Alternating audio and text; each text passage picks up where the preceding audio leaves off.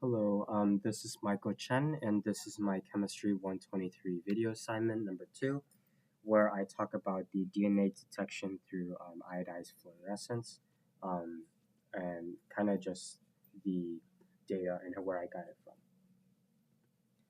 from. So here's the first part of the lab write-up. Here you can see the different masses of the strawberries, the DNA, and the given wavelength, as well as the salt we used, and just the measurements of um, each of the different components of the solutions in each of the 5 cuvettes, as well as the masses of the DNA, which was taken by subtracting the glass plus DNA minus the glass.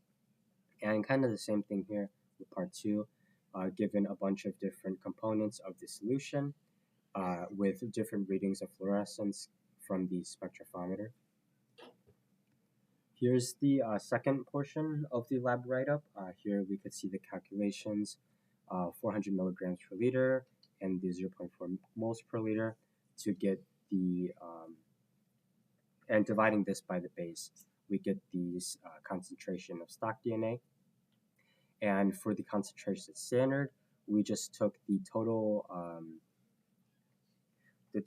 volume of the cuvette, so 1200 iodide and 500 base, to get a total of 700 microliters.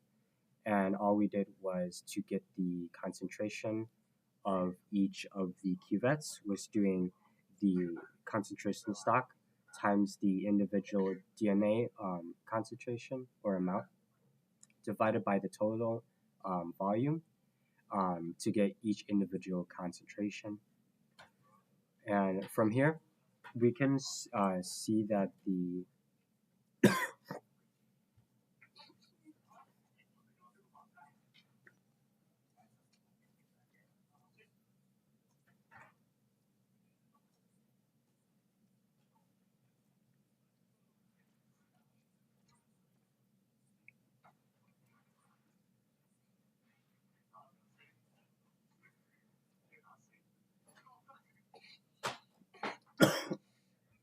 and here's the second portion of the lab write-up, and here we can see that there's a bunch of calculations that I did in terms of calculating the concentration of stock DNA, standard DNA, and also the concentration in terms of the calibration curve.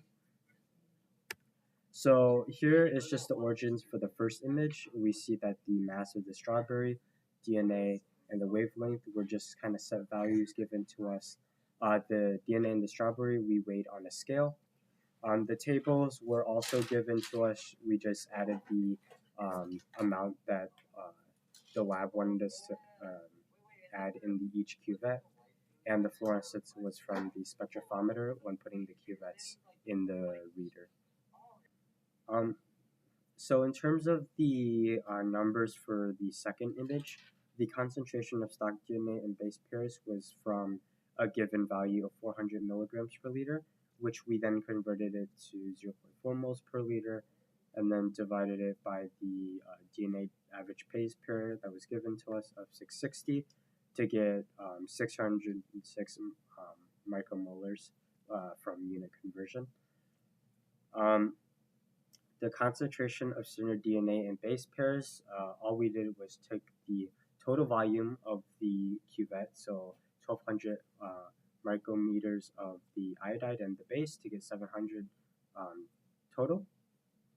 And then from here, we just multiplied the concentration of stock DNA times the DNA of the individual cuvettes, the volumes, divided by the total volume, which is derived from the dilution formula, C1V1 equals C2V2. And in terms of the DNA concentration in the calibration curve, we plotted all the values that we got in Excel from all the concentrations for each cuvette from the second part.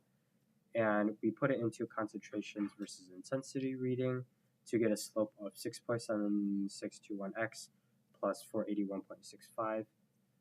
And from this, all we did was we took the intensity readings of each cuvette minus the y-intercept divided by the actual slope of 621 to get the concentration. So yeah, the importance of finding all these numbers is given the variables that we were already set, along with the calculations we did for the stock and Cinder DNA, we were able to find the concentration of each cuvette, giving the spectrophotometer readings in terms of the fluorescence. Um, the two takeaways from this lab that I found was that the fact that higher concentrations of DNA within each cuvette resulted in a higher fluorescent count uh, just proved to me that there's a proportional relationship between fluorescence and concentration of DNA, and also I was able to experience more of how to create a calibration curve using numerical data. But yeah, that's pretty much it. Thank you.